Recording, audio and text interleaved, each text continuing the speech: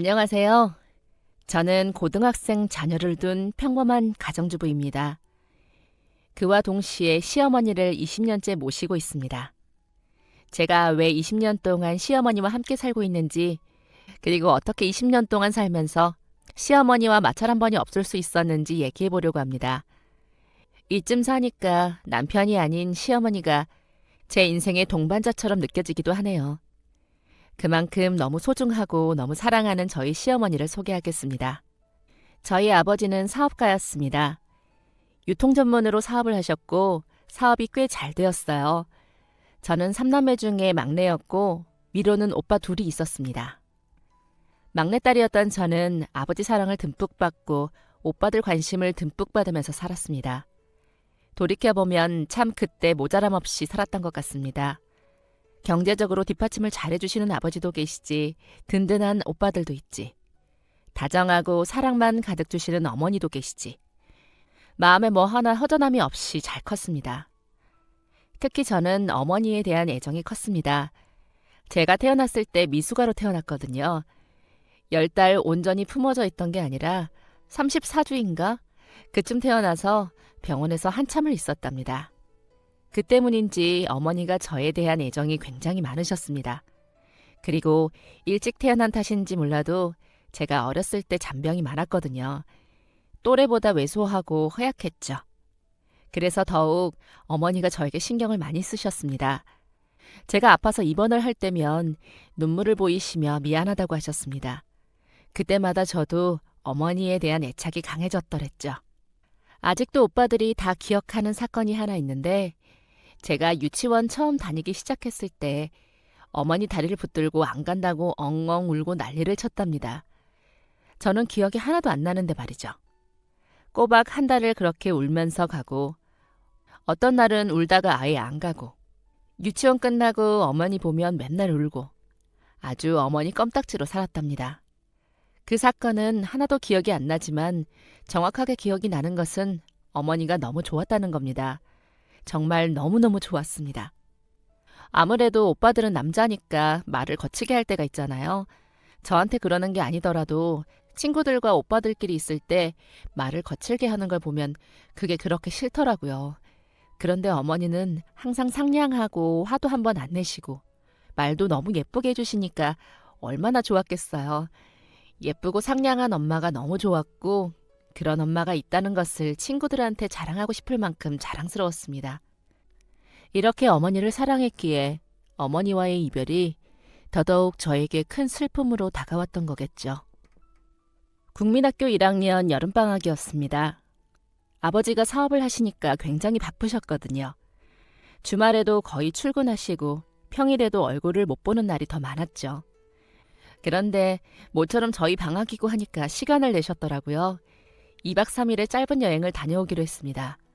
아버지 차에 저희 5식구가 올라탔고 신나게 여행을 떠났습니다. 목적지는 근교에 있는 계곡이었습니다. 거기 근처에 있는 숙소에서 묵으면서 3일 동안 신나게 물놀이를 하는 것이 목표였습니다. 그런데 옛날이니까 내비게이션 같은 것도 없고 다 지도 보고 다녔잖아요. 아버지가 매일매일 운전을 하시면서 사고 한 번 안 내신 베스트 드라이버긴 하셨지만 아무래도 초행길은 어려움이 있었습니다. 어머니가 조수석에서 지도를 보고 길을 찾으시고 모르겠다 싶으면 지나가는 사람들한테 물어보면서 돌고 돌아 목적지에 도착을 했습니다. 지금으로 치면 2시간이면 갈 거리를 꼬박 5시간을 걸려서 갔었네요. 아무튼 그렇게 도착한 계곡에서의 3일은 정말 최고의 시간들이었습니다. 차에서 내리자마자 각하패턴 몸을 바로 계곡에 던졌습니다. 어린 저를 튜브에 태워서 오빠들이 끌고 다니면서 엄청 재밌게 놀았습니다. 그날 저녁은 고기를 구워 먹었습니다. 값비싼 소고기를 다 태워 먹는 바람에 어머니가 아버지에게 잔소리를 한 바가지 하셨지만 그것마저도 너무 재밌었습니다.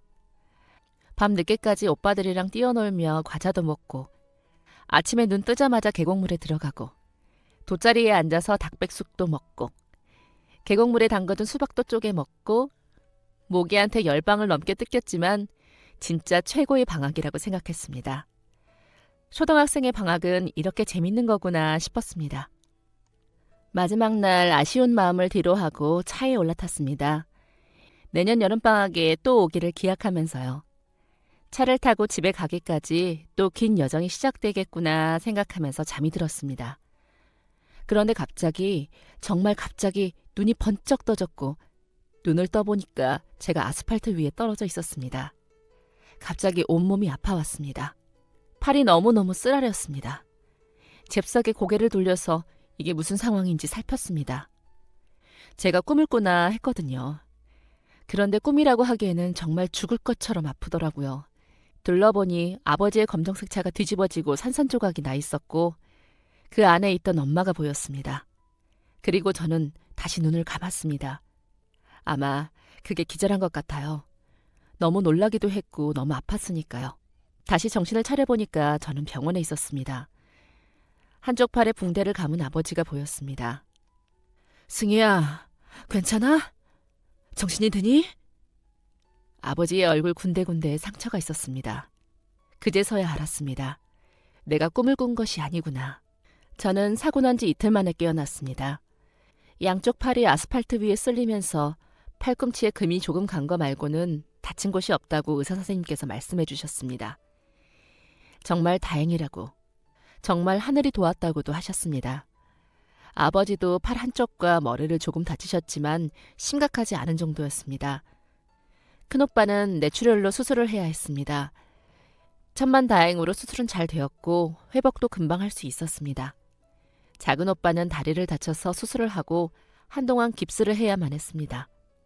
그리고 어머니는 큰오빠처럼 머리를 다쳐서 수술을 하셨는데 계속 깨어나지를 못하셨습니다. 제가 정신을 차리고 가장 먼저 엄마를 찾았답니다. 다른 말은 안 하고 그냥 계속 엄마, 엄마, 엄마만 했다고 아버지가 그러셨습니다. 그래서 아버지가 어머니에게 저를 데려갔대요. 의식이 없는 어머니에게요. 제가 울면서 그냥 계속 엄마, 엄마만 외쳤다고 했습니다. 그리고 그날 이후 저는 말을 못하게 되었습니다. 의사 선생님은 충격 때문이라고 하셨습니다. 엄마라는 단어 외에는 아무 말도 하지 않았습니다. 어머니는 석 달간 병원에 계셨습니다. 2차례의 수술을 받았고 결국 깨어나지 못하신 채로 세상을 떠나셨습니다. 모든 게 엉망진창이었습니다. 저는 말을 못하게 되었고 오빠들도 큰 슬픔에 빠져 있었고 아버지가 짊어지셔야 할 무게는 상당했습니다. 저희 3남매는 더 이상 어머니의 손길을 받지 못했습니다. 단정한 차림새도 야무진 숙제도 다 옛말이었습니다. 아버지는 저희를 챙기느라 1분 1초를 바쁘게 뛰어다니셨습니다. 일하랴, 살림하랴, 육아하랴. 매일 밤 아버지가 혼자 술을 드시는 뒷모습이 어른이 되어서야 이해가 되더라고요. 얼마나 힘들고 외로우셨을지요. 그래도 이런 아버지의 노력 덕분에 저희 상황은 점차 나아졌습니다. 꾸준히 재활을 받으러 다녔거든요. 사고에 대한 충격, 어머니에 대한 그리움을 떨쳐내는 데는 2년이 걸렸습니다. 저는 10살이 되고서야 다시 입을 열 수 있었습니다. 아버지도 점점 제자리를 찾으셨고 오빠들은 더욱 의젓해졌습니다. 어머니가 없는 삶에 다들 적응을 한 것이었어요.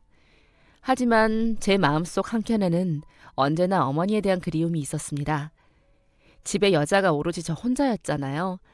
가장 사랑했던 어머니가 없는 것도 슬픈데 제 마음을 공감해줄 만한 여자가 없다는 것 또한 슬펐습니다. 사춘기 시절을 묵묵히 혼자 이겨내야 했고 사춘기에 나타나는 저의 변화나 마음에 대해 궁금한 게 있어도 속 시원하게 말할 상대가 없었어요. 그렇게 저는 어머니에 대한 그리움이 있는 어떠한 결핍이 있는 그런 사람으로 자랐습니다. 고등학교를 졸업하고 바로 취업을 했습니다. 아버지 회사를 다니면서 공무원 준비를 할 계획이었습니다. 낙하산이라고 생각하실 수도 있겠지만 저희 아버지가 그렇게 호락호락하신 분이 아니거든요. 회사 고객 지원팀에서 전화 상담 업무를 시간제 아르바이트로 일을 했습니다. 정규직도 아니고 계약직도 아니고 아르바이트생이었죠. 공부를 해야 하긴 하는데 그러기 위해서는 학원비나 생활비가 필요했습니다. 아버지는 그 돈을 제가 스스로 벌기를 바라셨고요. 그래서 아버지 회사에서 아르바이트를 하게 된 것이었습니다. 월급도 아버지가 따로 주시는 게 아닌 회사에서 정확하게 시간 체크해서 줬습니다. 매일 아침 9시부터 점심시간 전인 1시까지 일을 했고 그 이후에는 학원에 가서 공부를 했습니다. 공무원이 되기로 한 것은 그냥 저의 꿈이었습니다. 나이 차이가 많이 나는 오빠들은 대학을 다니고 먼저 사회생활을 시작했습니다. 큰 오빠는 회사에 들어갔고 작은 오빠는 사업을 했습니다. 오빠들을 보면서 세상 사는 게 쉽지 않구나 생각이 들더라고요. 철밥통엔 공무원이 최고라는 말을 어디서 주워 듣고는 공무원이 되기로 결심한 거였습니다. 20살 때부터 3년을 공부했습니다. 솔직히 더 오래 걸릴 줄 알았습니다. 아버지도 오빠도 공무원 되는 거 어렵다고 마음 단단히 먹고 몇 년 보낼 생각하라고 하셨거든요. 그래서 한 5년은 생각했는데 3년 만에 7급 공무원 시험에 합격하게 되었습니다. 그리고 저는 시청에서 일을 하게 되었습니다. 저와 잘 어울리는 일이었습니다. 매일 비슷한 일, 특별할 것 없는 일상, 안정적인 환경과 안정적인 급여, 심드렁하고 심심하고 잔잔한, 거의 성격과 잘 맞는다고 생각했습니다. 그런 줄만 알았습니다. 그 사람을 만나게 되기 전까지는요. 시청 공익근무를 하던 남자가 한 명 있었습니다. 사람마다 다르겠지만 보통 시청에서 공익근무를 하면 자리 하나 잡아서 가만히 앉아만 있거든요. 솔직히 업무를 분담할 수도 없고 기껏해야 청소나 보조가 전부니까. 대개는 적극적으로 행동을 하지 않았습니다. 편히 쉬러 왔다 생각하는 사람들도 많았고요. 그런데 그 사람은 특별했습니다. 먼저 나서서 도울 일 없냐고 물어보러 다니고 시청에 오시는 어르신분들이나 장애인분들 안내도 해주시더라고요. 한자리에 가만히 있지도 않고 항상 이리 뛰고 저리 뛰는 홍길동 같은 사람이었습니다. 진짜 특이한 사람이라고 생각했습니다. 그러면서 이 사람이 자꾸 신경이 쓰이더라고요. 그때는 몰랐죠. 그게 그 사람에 대한 호감이라는 것을요. 그 사람과 가까워지게 된 계기가 있었습니다. 하루는 제가 몸이 너무 안 좋은 날이었습니다. 감기 기운이 있었는데 몸살이 나려고 하는지 메스껍고 어지럽고 열도 있고 온몸이 쑤시더라고요. 오전 내내 컨디션이 좋지 않았지만 참고 일을 했습니다. 점심시간이 되었고 도저히 밥을 먹을 수 없을 것 같아서 그냥 책상 한쪽에 엎드려서 눈을 붙였습니다. 30분 정도 잤나? 잠에서 깨어보니 어느새 다른 직원들이 하나둘 들어오고 있더라고요. 저도 제 자리로 가려고 하는데 어깨에 얇은 잠바가 둘러져 있었습니다. 잠바의 주인공이 누군지 금방 알아차릴 수 있었습니다. 익숙했거든요. 그 공익근무하는 사람의 것이었습니다. 그리고 제가 엎드려 있던 책상에 감기약과 쌍화탕 하나가 놓여져 있었습니다. 안 그래도 뜨거운 얼굴이 더욱 뜨거워졌습니다. 그날로 우리는 서로에게 호감이 있다는 것을 알게 되었고 자연스럽게 아주 천천히 서로에 대해 알아가게 되었습니다. 그리고 몇 달 뒤 저희는 서로에게 떼어낼래야 떼어낼 수 없는 커플이 되었습니다. 남자는 마음에 사랑이 참 많은 사람이었습니다. 사랑을 받는 법도 알았고 사랑을 주는 법도 알던 사람이었습니다. 그런 남자친구가 신기하면서도 부러웠습니다. 저는 제 안에 사랑이 부족하다고 생각하며 살고 있었거든요. 제 사랑은 어머니가 돌아가신 후에 멈춰버렸다고 생각했습니다. 다들 각자의 마음을 보살피기에 바빴고 어렸던 제가 받아야 할 사랑은 턱없이 부족했으니까요. 남자친구는 어떤 인생을 살았는지, 가족들은 어떤지 궁금했습니다. 분명히 많은 사람들에게 사랑을 받았을 거라고 생각했습니다. 그러다가 만난 지 2년쯤 되었을 때 남자친구의 가족에 대한 이야기를 들을 수 있었습니다. 그것도 굉장히 의외의 이야기였죠. 남자친구는 누나가 한 명 있다고 했습니다. 그리고 부모님과 친할머니까지 한 집에 살았다고 하더라고요. 태어났을 때부터요. 어릴 때부터 머릿속에 박혀서 지워지지 않은 생각이 있었대요. 그건 바로 어머니가 불쌍하다는 생각이었답니다. 남자친구의 어머니는 매일매일 친할머니한테 구박을 받으셨다고 했습니다. 매일 잔소리를 들으셨고 정말 많이 힘들어하셨대요. 그런데 그 이유 중에 가장 큰 부분은 남자친구였다고 했습니다. 이게 무슨 말인고 하니 남자친구가 어릴 때 모든 게 느렸답니다. 걸음도 느리고 말도 느리고 체구도 엄청 작았대요. 남자친구가 평균 키보다 훨씬 크거든요. 체격도 좋고요. 믿기지 않더라고요. 어릴 때는 정말 작았다고 했습니다. 그래서 친할머니가 어머니를 구박하셨답니다. 처녀는 딸 낳더니 둘째로 낳은 아들은 뭐가 많이 모자라고. 넌 어떻게 제대로 하는 게 하나도 없니? 아휴, 어떻게 저런 게 우리 집에 들어와서는. 누나가 태어난 이후에 친할머니는 손자를 많이 원했지만 약하고 작고 뭐든 느린 손자가 태어나자 친할머니는 누나를 더 예뻐했답니다. 누나는 야무지고 공부도 잘했대요. 그래서 누나만 예뻐하고 누나만 칭찬했답니다. 항상 어머니와 남자친구는 멸시하면서요. 그러다가 남자친구가 중학생, 남자친구의 누나가 고등학생 때 친할머니가 돌아가셨고 1년 뒤에 사고로 아버지까지 돌아가셨다더라고요. 그때부터 남자친구의 누나는 완전히 엇나가기 시작했고 공부도 안 하고 매일 놀러 다니면서 사고만 치게 되었대요. 어머니가 혼자서 돈 벌고 집안일도 하고 누나 뒷감당까지 하고 다니느라 정말 고생 많이 하셨다고 했습니다. 남자친구의 얘기를 듣는 내내 정말 의외라고 생각했습니다. 남자친구는 누가 봐도 사랑을 많이 받고 자란 사람 같았거든요. 너한테 그런 아픔이 있는 줄 몰랐어. 사랑만 받고 자란 사람인 줄 알았거든. 그래? 어머니가 사랑을 많이 주셔서 그런가? 그땐 많이 속상했는데 지금은 아무렇지도 않아. 지금은 어머니랑 누나는 어떠셔? 어머니는 여전히 열심히 일하고 계시고 누나는 결혼해서 지금은 좀 정신 차린 것 같아. 뭐 그래도 욕심 많은 성격은 여전하지만. 그런 아픔을 견디고 일어나서인가 남자친구는 저랑 동갑이었지만 굉장히 어른스럽고 마음이 단단한 사람이었습니다. 저는 그런 남자친구가 참 든든했습니다. 제가 흔들려도 남자친구는 언제나 굳은 마음으로 저를 이해해주고 기다려주고 도와주었거든요. 제가 더 좋은 사람이 될 수 있게 도와주는 사람 같았습니다. 그래서 저는 이 남자와 평생을 함께하기로 했습니다. 서로의 가족에게 인사를 하기로 한 날 남자친구가 엄청 긴장했습니다. 제가 오빠만 둘이니까 아무래도 긴장이 되었겠죠. 그건 저희 오빠들과 아버지도 마찬가지였습니다. 그때 작은 오빠는 결혼을 안 했었고 큰 오빠만 했었거든요. 막내인 제가 먼저 결혼할 줄 전혀 몰랐는지 제가 남자친구 소개한다고 했을 때 엄청 깜짝 놀랐고 긴장도 많이 했습니다. 다들 양복까지 꺼내 입고 남자친구를 만나러 갔죠. 남자친구가 목공일을 하거든요. 그래서 항상 편한 옷차림으로 다니는데 남자친구도 그날만큼은 어색한 정장을 꺼내어 입었습니다. 사실 저는 별로 걱정 안 했습니다. 저희 오빠들 성격이야 제가 잘 알고 있었으니까요. 막내 여동생을 지킨답시고 까다롭게 굴 사람들이 아니었습니다.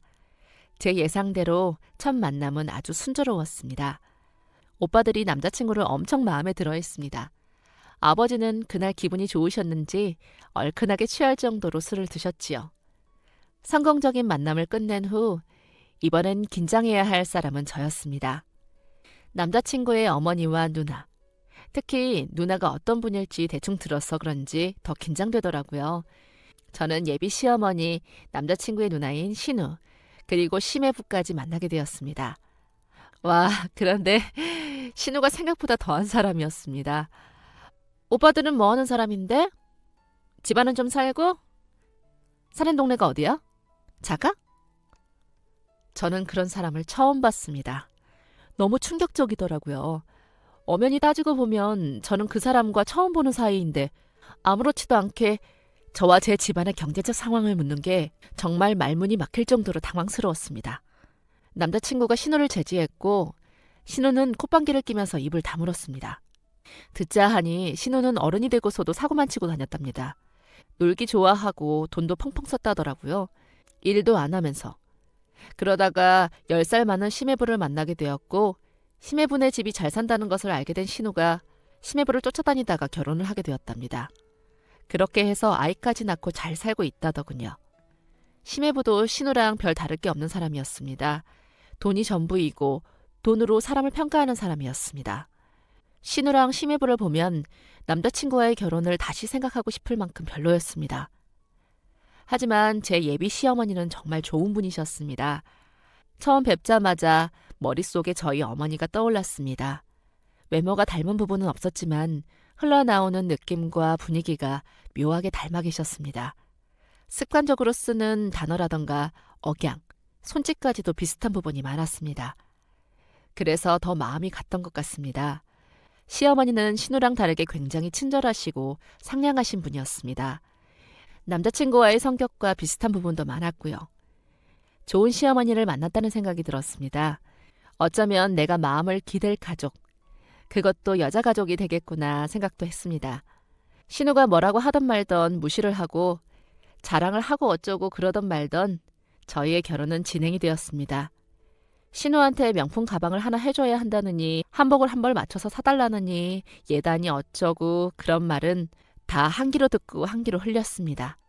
시어머니도 신우 말은 신경 쓰지 말라고 하셨고 남자친구도 결혼 준비하는 동안 몇 번이나 신우한테 전화해서 언성을 높였습니다. 누나! 진짜 그만 좀 해! 피 섞였다고 다 누나야? 내가 창피해서 얼굴을 들고 다니기가 힘들어. 누난 뭐 잘났다고 뭘 그렇게 밝히고 뭘 그렇게 따지는데. 누나 어릴 때 사고치고 다니고 망나니 짓 했던 거 매형이 다 알아? 내가 말해줄까? 누나 결혼할 때 나한테 뭐 하나라도 해준 거 있어? 아니잖아. 애초에 그런 거 바라지도 않았고 지금도 아무것도 안 바라니까 누나도 우리한테 뭐 바라지 마. 제발 욕심 좀 버리고 살아라. 어? 이런 전화를 받을 때면 신우가 잠시 깨갱하는 듯 했지만 그것도 잠깐이었습니다. 또 남자친구 몰래 저한테 전화해서 감나라 배나라 하기 바빴죠. 어쨌든 저한테는 신우니까 앞에서는 네네 하기만 했습니다. 그러는 게 차라리 편하더라고요. 여차저차 저희의 결혼은 잘 올리게 되었고 비로소 저희는 부부가 되었습니다. 그리고 이듬해 저희에게 아주 기쁜 소식이 찾아왔습니다. 바로 제가 임신을 한 것이었습니다. 속이 이상하리만큼 울렁거려서 퇴근길에 약국에 들러 임신 테스트기를 샀고 그렇게 임신한 사실을 확인하게 되었습니다. 공무원은 복지가 좋은 편이었습니다. 특히나 제가 일했던 시청은 사람들이 참 좋았죠. 임신 중기까지 일을 할 수 있었고 더 이상은 저도 힘들고 눈치도 보여서 회사를 나오게 되었습니다. 여보, 이제 푹 쉬고 여보 좋아하는 바느질하면서 태교도 하고 그래. 돈은 내가 열심히 벌게. 여보와 우리 아기를 위해서 내가 열심히 살게. 아주 든든했습니다. 남편은 아주 성실하게 자기가 할 일에 최선을 다했습니다. 그리고 남편만큼이나 든든한 사람이 한 분 더 있었습니다. 그분은 바로 저희 시어머니였습니다. 시어머니는 제가 홀아버지 밑에서 자랐다는 것을 듣고 굉장히 마음 아파하셨습니다. 어떻게 엄마도 없이 컸냐며 엄청 딱해하셨죠. 그래서였는지 시어머니는 저를 정말 많이 챙겨주셨습니다. 임신하고는 일주일에 한 번씩 저희 집에 오셔서 반찬을 냉장고에 가득 채워주셨습니다. 또 배가 나오면 옷들이 잘 안 맞을 거라며 집에서 편하게 입는 잠옷 대용으로 임산부용 원피스를 사다 주기도 하셨습니다. 제가 좋아하는 과일을 기억해 두셨다가 사다 주기도 하셨고요. 제가 특이하게 임신 중기부터 입덧이 엄청 심하게 왔거든요. 일을 그만두게 된 이유 중 하나가 입덧이기도 했습니다. 정말 하루 종일 한 끼도 못 먹은 날도 있었습니다. 심지어는 물도 못 먹은 날도 있었고요. 모든 냄새가 다 싫어서 손수건 얼굴에 두르고 누워만 있던 날이 하루 이틀이 아니었습니다. 기력이 하나도 없어서 집안일을 못하니까 남편이 대신 해주기는 하는데 아무래도 한계가 있었습니다. 그때 너무 죄송하고 감사하게도 시어머니가 오셔서 집안일을 해주셨습니다. 저 정말 눈앞이 노랗게 보일 정도로 아무것도 못했거든요. 시어머니가 오셔서 청소 다 해주시고 밀린 빨래까지 다 해주시고 진짜 너무 죄송한데 손가락 하나 움직일 수가 없었습니다. 어머니, 저 입덧 좀 괜찮아지면 제가 어머니 댁 가서 집안일 도울게요. 정말 감사하고 죄송해요. 아유, 됐다, 아가. 그거 고생스러운 거 모르는 애미도 있다냐? 나도 2번 다 입덧 때문에 아주 고생을 했었어. 애 낳는 날까지 밥 한 끼 제대로 먹은 기억이 없네. 내가 도울 수 있는 건 최대한 도우마. 아가 너는 네 몸만 신경 써. 시어머니는 가실 때까지 엉덩이 한번 못 붙이시고 집안일만 하시다가 가셨습니다. 그리고 저는 시어머니가 그러셨던 것처럼 아기 낳는 날까지 입덧으로 고생을 하다가 출산을 했습니다. 남편과 똑 닮은 귀여운 아들이었습니다. 아들을 낳았던 그날도 잊을 수가 없습니다. 시어머니께서 눈물까지 보이시면서 너무 고생했다고, 정말 대견스럽다고 저를 안아주셨거든요. 아기는 강아지처럼 털이 보슬보슬한 피부, 굳은 살 하나 없는 발바닥, 후 불면 날아갈 것 같은 가느다란 머리카락까지 입덧으로 언제 고생했나 싶을 만큼 너무 귀엽고 사랑스러웠습니다. 고소한 뻥튀기 냄새 같은 아기 냄새에 황홀하게 젖어있던 어느 날이었습니다.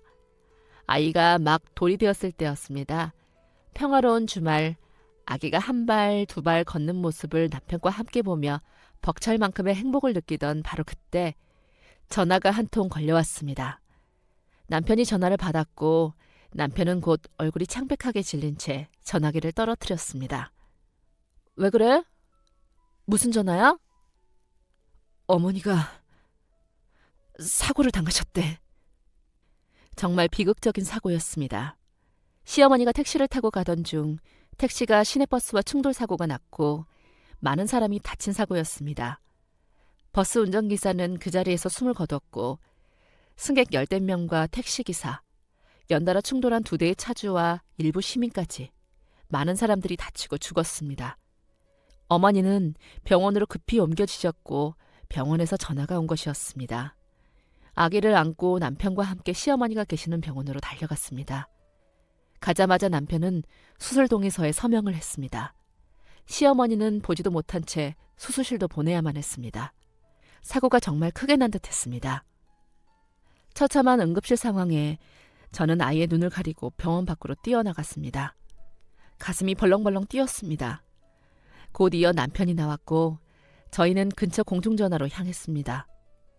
신우에게도 이 사실을 알려야 했습니다. 그런데 신우가 한다는 말이 정말 가관이었습니다. 누나, 어머니가 사고를 당하셨어. 교통사고가 크게 났어. 의사 말로는 상황이 많이 안 좋대.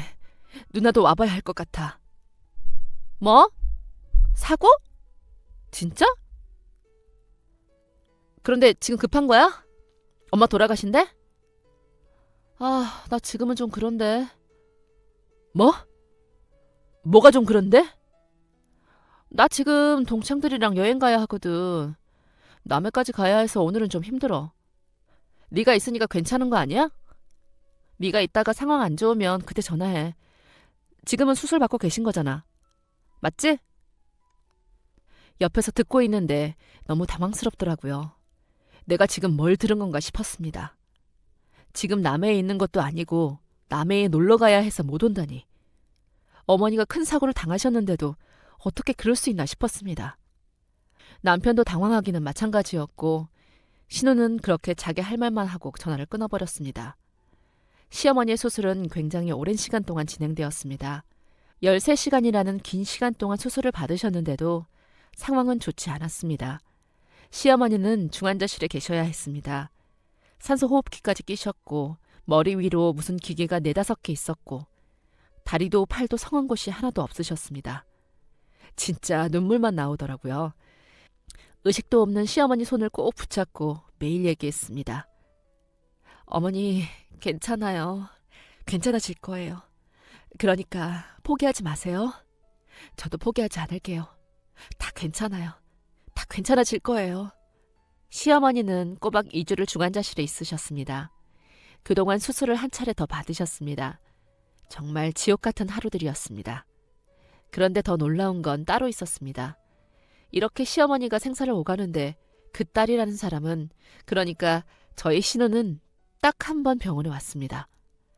생각보다 심각한 시어머니 상태에 놀라기는 하더라고요. 그러면서 하는 말이 어머 어떡해. 나는 못 보겠다. 무서워서 못 보겠어. 하면서 밖으로 나갔습니다. 진짜 기가 차더라고요. 자기 엄마를 보고 무섭다니. 이게 진짜 사람이 맞나 싶을 정도였습니다. 벨 없는 심해부는 그런 신호를 달래더니 둘이 그냥 가버리더군요.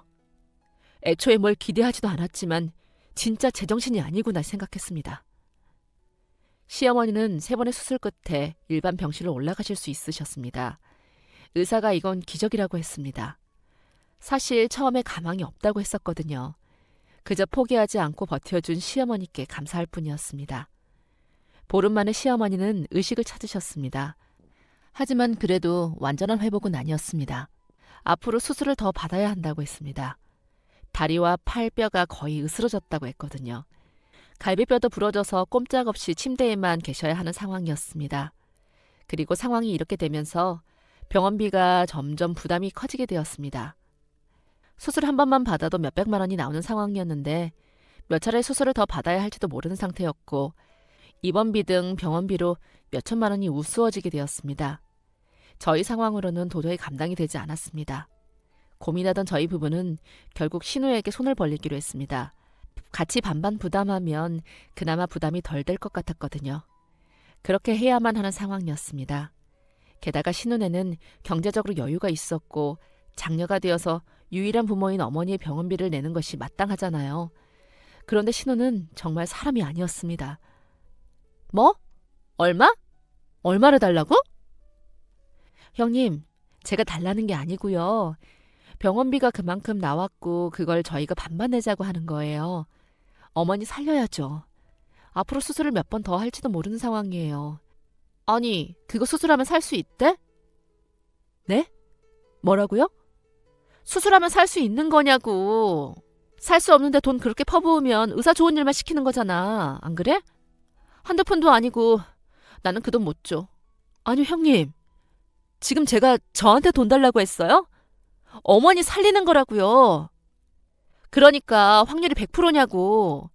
그것도 아니면 수술을 뭐하러 하냐 이 말이지. 딱 봐도 오늘 내일 하시는데 수술은 무슨. 헛돈 쓰지 말고 그 돈 아껴. 그래야 옳게도 먹고 살지. 옳게 그만한 돈 없잖아.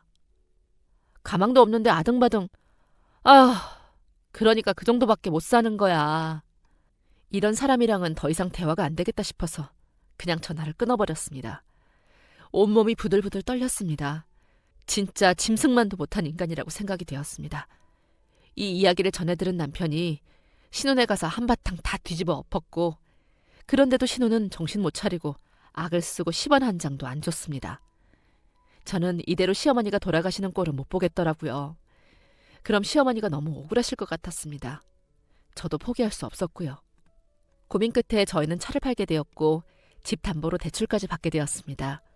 시간이 얼마나 걸리고 돈이 얼마가 들던 간에 저는 저희 어머니를 살리겠다고 마음먹었습니다. 시어머니는 20차례의 수술을 받으셨습니다.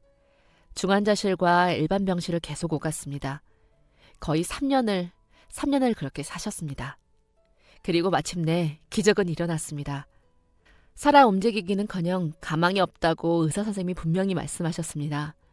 하지만 3년 뒤 저희 어머니는 멀쩡하게 걸어다니시고 밥도 드시고 말씀도 하시게 되었습니다. 이건 기적이라고밖에 설명할 수가 없었습니다. 누구보다 고생을 많이 하시고 누구보다 고통스러웠을 시어머니가 되려 제게 고맙다고 하셨습니다. 의사 선생님께서는 이건 진짜 기적이라고 하시며 시어머니가 퇴원하시던 날 시어머니는 저를 꼭 안고 펑펑 눈물을 쏟으셨습니다. 아가, 우리 아가, 정말 고맙다. 네가 아니었으면 나는 더 이상 이 세상 사람이 아니었을 거야. 정말 고맙다. 정말 고마워. 끝까지 버텨주셔서 제가 더 감사해요, 어머니. 앞으로도 제가 어머니 모실게요. 그렇게 하게 해주세요. 수술이 잘 되었고 재활이 잘 되었다고 한들 예전 같은 몸 상태는 아니셨습니다. 그게 계속 마음에 걸렸던 저는 시어머니를 저희 집으로 모시게 되었습니다. 한결 마음이 놓였습니다.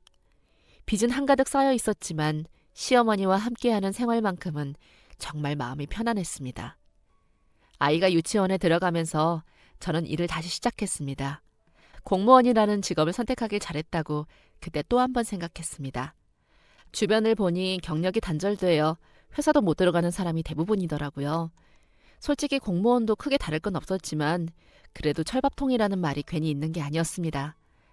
우려와 달리 빨리 자리를 잡을 수 있었고 대출을 갚기 위해 남편과 정말 열심히 일했습니다. 이렇게 저희가 빚더미에 갇히고 시어머니께서 회복을 하는 동안 신우는 남의 집 일 보듯 봤습니다. 시어머니의 상태가 호전될수록 놀라기는 하더라고요. 저보고 노력이 가상하다는 무리한 말을 뱉었고요.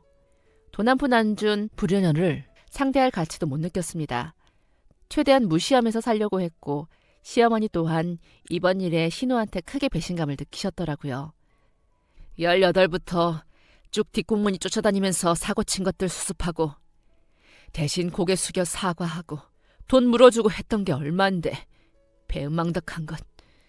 고년 심성 나쁜 건 내가 알고는 있었다만 이 정도일 줄은 몰랐지. 그런 불효자식 난 둔 적도 없고 앞으로 없는 셈 살 테니 너희들도 모른 척하고 살아라. 나 죽거든 장례식도 안 와도 되니 그냥 아무것도 하지 말고 배만 끼치지 말고 살라고 해라. 시어머니께서는 저희한테도 이렇게 일러두셨고 신우랑은 크게 한바탕 싸움이 나셨습니다. 그 일로 신우는 저희는 물론이고 시어머니께도 아예 연락을 안 하고 살았죠. 그렇게 7년이 흘렀습니다. 어느 날 제가 퇴근하고 집에 돌아왔는데 시어머니가 저랑 남편에게 할 말이 있다고 하셨습니다. 무슨 얘긴가 싶어서 앉았죠. 시어머니께서 낮에 한 통의 전화를 받으셨답니다. 경호야, 원주에 내 조카 하나 살았던 거 알지? 왜 옛날에 한번 얘기한 적 있잖아. 젊은 나이에 갔다고. 엄마 사촌 오빠의 자녀분? 그분이 갑자기 왜? 잠깐 시어머니의 가족관계를 말해보겠습니다. 시어머니는 그 시대에 보기 드문 외동딸이셨습니다. 위로 오빠가 1명, 밑으로 여동생이 1명 있었는데 둘 다 어린 나이에 세상을 떠났다고 하셨습니다. 외롭게 자란 시어머니는 사촌 오빠가 계셨답니다. 사촌들이 총 4명이 있었는데 그중에 제일 어렸던 막내 오빠와 시어머니가 참 친했답니다. 어릴 때는 종종 만나서 놀고 커서는 각자 결혼하고 사느라 무슨 날일 때만 만나는 사이가 되셨대요. 그런데 그쪽 집안도 참 기구하게 막내분을 제외한 위에 3분이 모두 젊은 나이에 세상을 떠나셨답니다. 시어머니는 장례식마다 사촌 오빠를 위로하셨대요. 그러다가 마지막으로 만나게 되신 것도 장례식장이었는데 그 장례는 바로 사촌 오빠분의 외동아들 장례식이었답니다. 결혼을 앞두고 있던 아들이 사고를 당해서 세상을 떠난 것이었답니다. 그 이후로는 연락이 뚝 끊겼다고 하더라고요. 사촌들 다 죽고 형제라고는 그분이 유일했는데 어느 날부터 전화가 안 되더니 어디로 가셨는지 알 수도 없었답니다. 그런데 낮에 바로 그 사촌 오빠라는 어르신에게 전화가 왔다는 겁니다. 잘 지내고 있냐면서 한번 보자고 하셨다더라고요. 그래서 저희는 그 주 주말에 어르신을 만나러 가게 되었습니다. 시어머니께서는 주말이 되도록 계속 불안해하셨습니다. 예감이 좋지 않다고 걱정된다고 하시더라고요. 아니나 다를까 어르신께서 저희를 부른 곳은 요양병원이었습니다. 어르신의 상태는 많이 안 좋아 보였습니다. 시어머니의 사촌 오빠라고는 했지만 연세가 상당히 많으셨습니다. 시어머니는 어르신을 보자마자 눈물을 쏟으셨습니다. 어르신도 그런 시어머니를 보고 한참을 눈물을 흘리셨습니다. 그런데 어르신께서 시어머니에게 꺼낸 이야기는 충격적이었습니다. 저랑 남편은 어르신을 보고 생각했습니다. 돌아가시기 전에 유일한 형제를 보고 싶으셨구나 라고요. 그런데 그게 아니었습니다. 어르신께서 하실 말씀이라는 건 따로 있었습니다. 어르신의 부모님, 그러니까 시어머니께는 이모와 이모부 분이 어르신에게 땅을 물려주셨다고 하시더라고요. 그런데 그 땅이 서울 근교에 있는 신도시 땅이었답니다. 땅값이 정말 말도 안 되게 올랐다고 하셨습니다. 그 땅을 팔긴 팔았는데 내가 죽을 때까지 매일 써도 다 못 쓸 돈이더라고. 너도 알다시피 내 인생이 이래서 가족이 하나도 없다. 부모 없지, 형제 없지. 마누라도 몇 년 전에 떠났고 자식도 죽어서 손주도 없고 조카들도 하나 없고 내가 이걸 어떻게 해야 하나 하다가 네가 생각이 나더라. 하나뿐인 아들 죽고 정신 나간 사람처럼 살면서 돌아다녔거든. 그래서 연락을 못했는데 연락이 닿아서 정말 다행이야. 너도 형제가 없어서 형제 덕 한 번 못 받고 살았을 텐데 그거 받는다고 생각하고 가져가. 아휴, 오빠. 내가 몇 년 전에 큰일을 당했어. 생사를 몇 번 오갔는지 몰라. 나도 살 날 길지 않아. 그래서 말인데 나 줄 거면 우리 아들 내외한테 줄 수 있을까? 내가 죽을 뻔할 때 우리 아들이랑 며느리가 얼마나 고생했는지 몰라. 나 때문에 빚까지 생긴 마당에 그렇게라도 되면 내가 미련이 없겠어. 어르신께서 저희 시어머니에게 땅을 주신다는 것을 시어머니가 저희에게 주라고 하시는 겁니다. 남편이랑 어리둥절이 하고 있는데 어르신께서 흔쾌히 좋다고 하시더라고요. 진짜 얼떨떨했습니다. 갑자기 땅이라니. 이게 무슨 말인가 싶더라고요. 어르신은 조만간 다시 연락을 한다고 하셨고 며칠 뒤 변호사가 찾아왔습니다. 상속 절차를 밟는다면서 말이죠.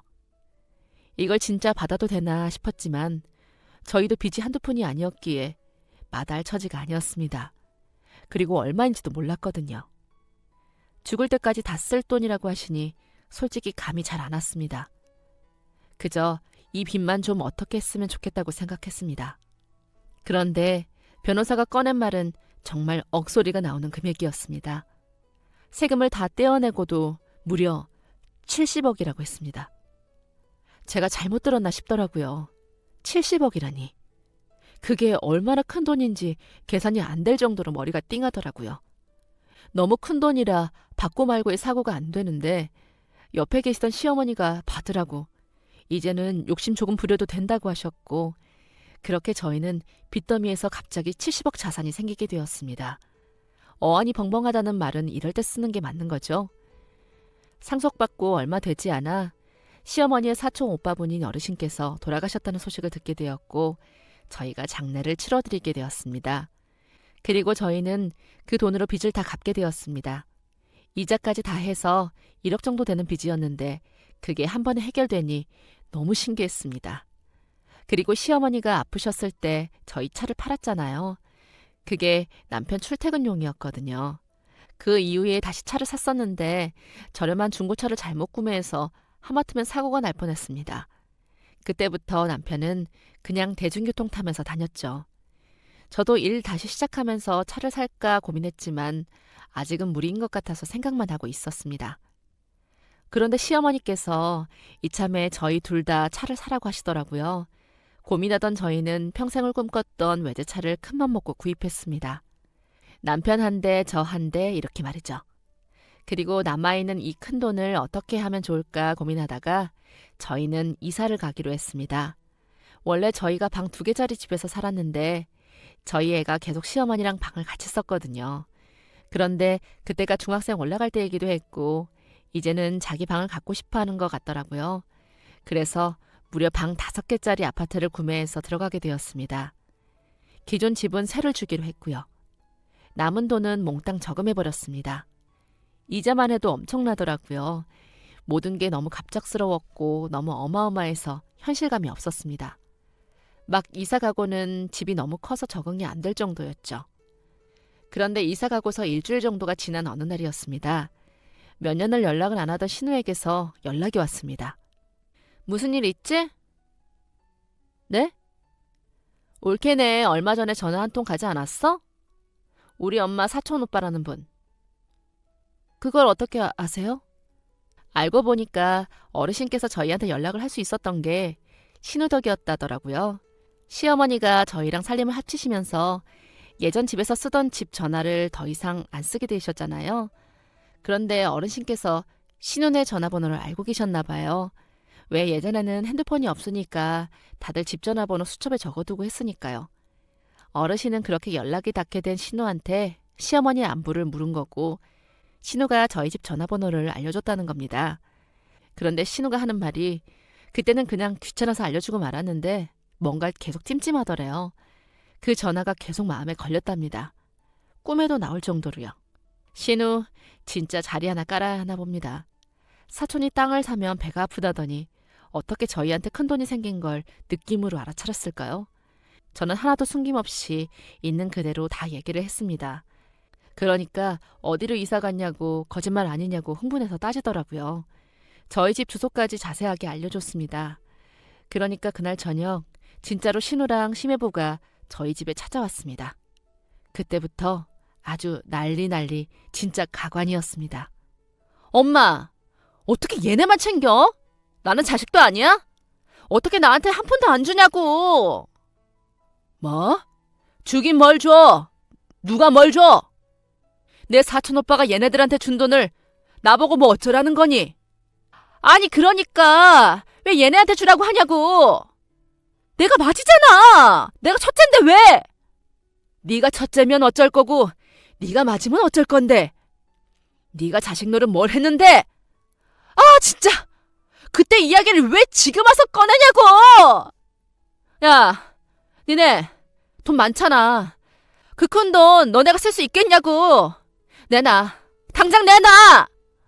신우가 정신줄을 놓고 고래고래 소리를 지르고 있는데 갑자기 누군가 신우한테 물바가지를 뿌렸습니다. 바로 시어머니였습니다. 이 교활하고 이기적인 욕심만 많은 건, 이 비용명덕한 건 나가. 이제 넌 내 자식도 아니니까 다시는 눈에 띄지 마. 예상치 못한 시어머니의 행동에 신우는 적잖이 당황한 듯했습니다. 상황의 심각성을 느낀 심해부가 신우를 데리고 나갔고 그 후 다시는 연락도 찾아오지도 않았습니다. 시어머니는 아주 후련하다는 듯이 냉수를 벌컥벌컥 들이키셨습니다. 어머니가 없이 자란 저에게 시어머니는 저희 어머니와도 같은 존재입니다. 언제나 따뜻하고 포근하고 아낌없이 사랑할 수 있는 존재입니다. 시어머니는 제가 아니었다면 이 세상에 없었을 거라고 하시는데 천만의 말씀.